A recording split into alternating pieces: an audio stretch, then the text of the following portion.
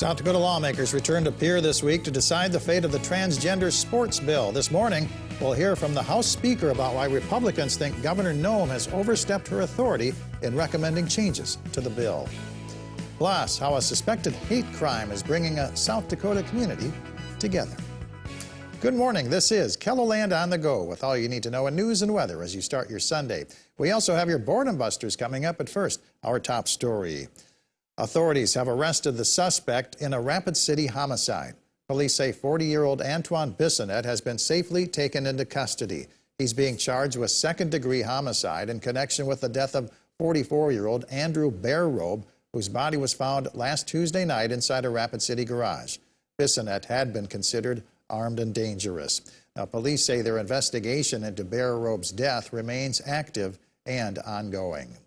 Governor Kristi Noem's proposed changes to the bill that would prevent transgender girls from participating in school sports will likely get pushback from lawmakers when they gather tomorrow in Pierre. Monday is veto day, and the legislature is set to consider Noem's style and form veto of House Bill 1217. Noem wants to change the bill to drop college athletes from the bill and the requirement that a student's biological sex is verified every school year. But in a statement, Speaker of the House Spencer Gosh says he'll be recommending that the House rejects Governor Noem's proposal as unconstitutional.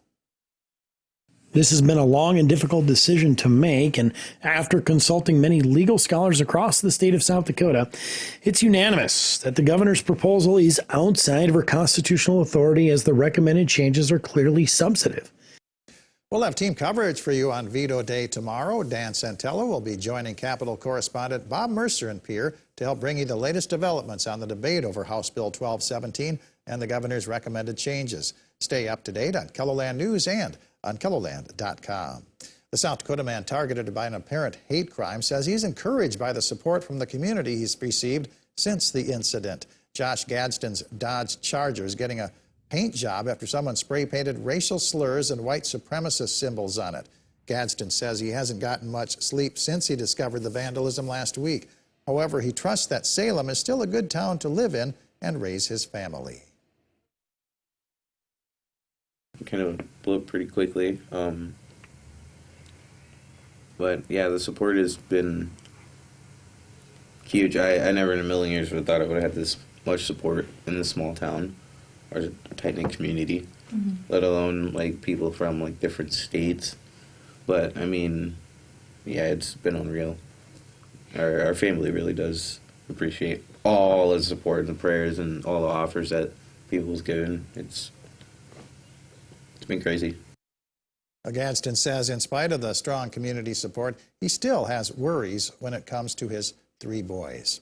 Let's get our first check on the forecast now with the meteorologist Adam Rutt in the Storm Center. Good morning, Adam. Good morning, Perry, and good morning, everybody. We're off to a great start to the second half of the weekend, a vast improvement over the first half, especially with the sunshine over Sioux Falls this morning. We'll take a look west this time around.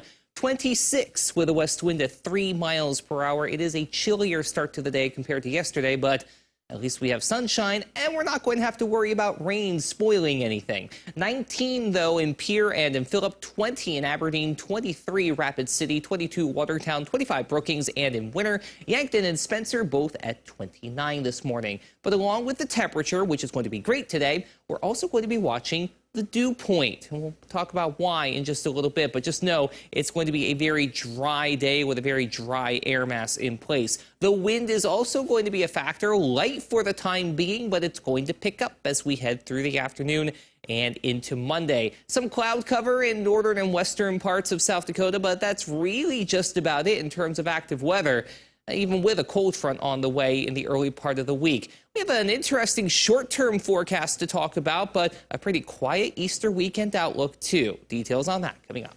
All right, thank you very much, Adam. Well, Rapid City Store's green business model is getting a lot of attention thanks to a viral TikTok post that generated more than 1 million views. Hippie Haven is zero waste, meaning its goal is to conserve products by recycling, reusing, or repairing without any damage to the environment. Waking up and being mindful of the actions that you do, every little bit takes a difference. But going zero waste is a journey, and it's something that It takes small steps. We are not perfect at it, but it's something as we grow and we can educate other people on. The store will be restocking its shelves in the coming weeks after a run-on with its products due to its large social media following. The Greater Sioux Falls Model Train Show wraps up today at the Downtown Multicultural Center. The show features 7 different train layouts along with vendors from across the region selling and swapping model train supplies. Today's hours are from 10 to 4. Admission is $5 for adults, free for children 12 and under. Masks are required. The Dakota Academy of Performing Arts presents the classic children's story, The Little Prince. The performance is at 2 o'clock in the Belvis Theater of the Washington Pavilion. Your ticket to that performance gets you a free admission to the Storyland, a trip through childhood favorites exhibit in the Kirby Science Discovery Center. The Passion and the Cross is a 1-act, 2-hour musical about the Easter story. The performance is at 4 o'clock at the Orpheum Theater in downtown Sioux Falls. Tickets are $15. It is still skiing and snowboarding season in the Northern Black Hills. Terry Peak near Lead is open from 9 to 4. Movies playing at the Historic State Theater in downtown Sioux Falls include Batman and Clueless, both rated PG-13. Adam?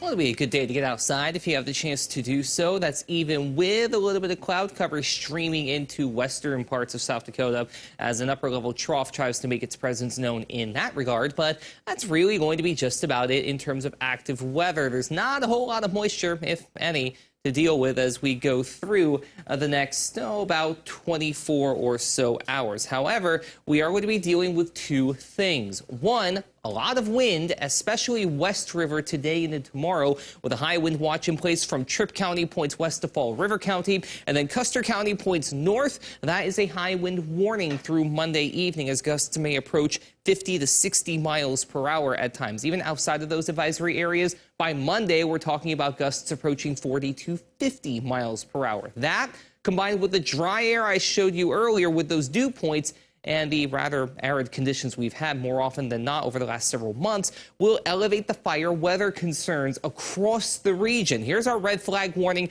for today for everybody shaded in pink. But then we have a fire weather watch, not shown on the map behind me, really for the majority of the rest of the area for Monday, primarily Monday afternoon and evening, as we still stay warm, dry, and windy. So please be careful with any outdoor heat sources over the next about 24 to 48 hours, as outdoor burning is strongly discouraged as a result. Now, we do have a cold front on the way on FutureCast. It comes around late Monday into Tuesday. Unfortunately, it's not really all that much in terms of moisture. A lot of warm air ahead of the boundary and a lot of chilly air behind it. But you notice the rain and even small snow shower chance is pretty fleeting. By Tuesday afternoon, we are dry once again.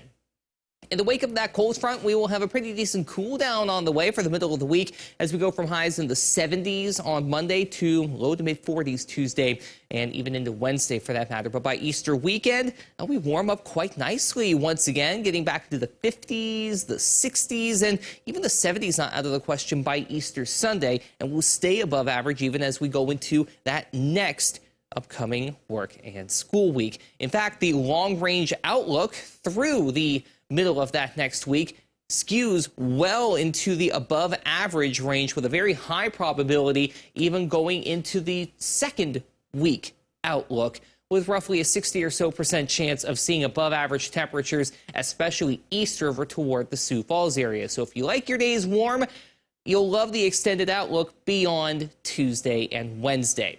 Highs today climbing into the 50s along and east of I-29, low 60s along the James River Valley. West River, though, it is going to be noticeably warmer in the low 70s. But that wind picks up today and into the night. A mild night on the way, by the way, with lows generally in the 40s. A few 30s out there, but beyond that, it's going to stay pretty warm. Speaking of warm, how about 70s and a few 80s?